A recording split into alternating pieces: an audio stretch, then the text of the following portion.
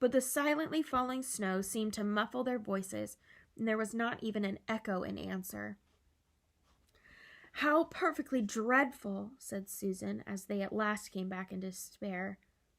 "Oh, how I wish we'd never come." "What on earth are we to do, Mr. Beaver?" said Peter. "Do?" said Mr. Beaver, who was already putting on his snow boots. "Do? We must be off at once. There isn't a moment to spare." "We'd better divide into 4 search parties," said Peter, "and all go in different directions.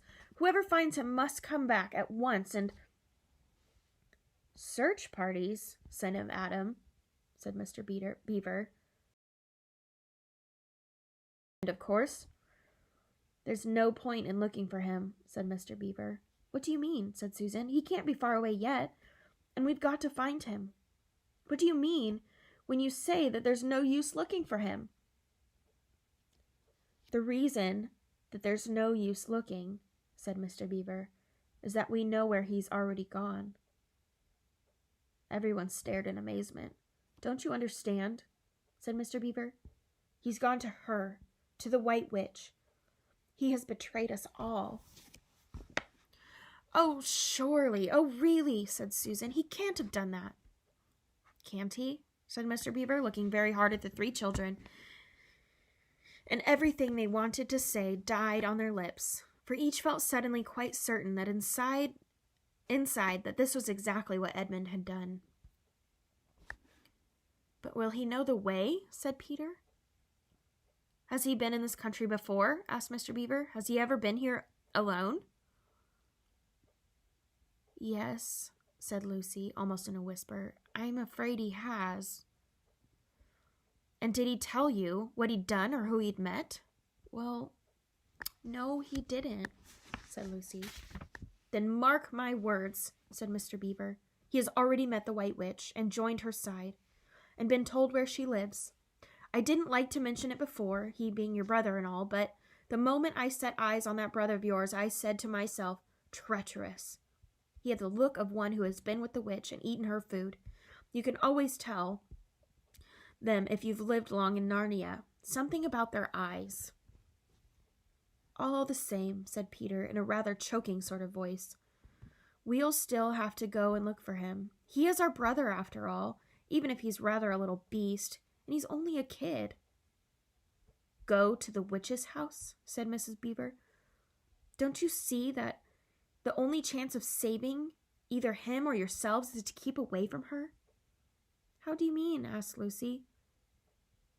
"Why, all she wants is to get all 4 of you. She's thinking all the time about those 4 thrones at Cair Paravel.